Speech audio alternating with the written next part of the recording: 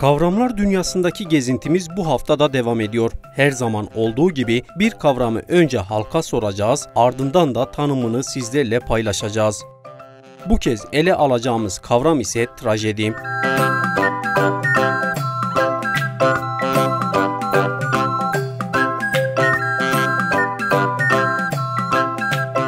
Bir tiyatro eseri olan trajedi, günlük yaşamda da sıklıkla kullanılan kavramlardan biri.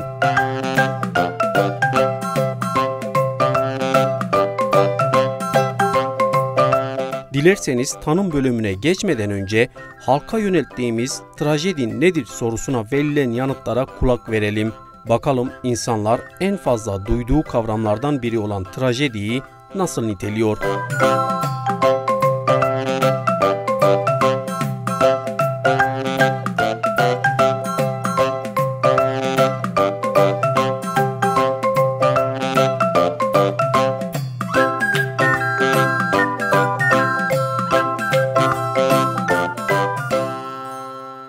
Trajedi nedir? Trajedi hem hüzün hem de mutluluğu bir arada barındıran tiyatro alt şey değil mi? Trajedi. Yani garip bir olay yaşadığını, trajedik bir olay yaşadığını diyorlar. Onu biliyorum sadece. Büyük bir acı. Birdenbire ortaya çıkan büyük bir acı olarak yorumlayabilirim ben. Trajedi olmuş kötü bir olay. Yani bir doğal afet, bir uçak düşmesi, yaşanmış kötü bir olay. Tiyatro ile ilgili bir şey, yani kavram mı diyeyim, o şekilde bir şey. Hani trajik dediğimiz kötü bir olayın, istemediğimizin bir olayın olması gibi bir şey. Trajedi ya hüzünle alakalı bir şey herhalde trajedi. Trajedi tiyatro ile alakalı bir şeydir. Tam olarak tanımlayamıyorum ama trajedi yani bir olay üstünden, olaydan gelişen bir durumdur yani. Trajedi mi? Trajedi mi? Bilmiyorum, ben anlamam.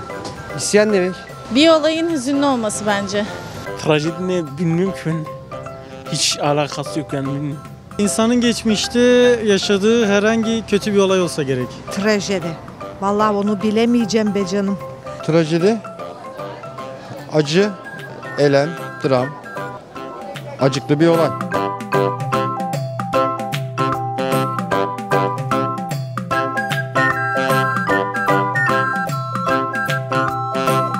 Kötü olay, hüzün, dram, acıklı olay. Evet değerli kavramlar izleyicileri, halk trajediyi bu terimlerle açıkladı. Şimdi hep birlikte tanım bölümüne geçelim ve hem verilen cevapların ne kadar doğru olduğuna hem de trajedinin temel anlamına bir göz atalım.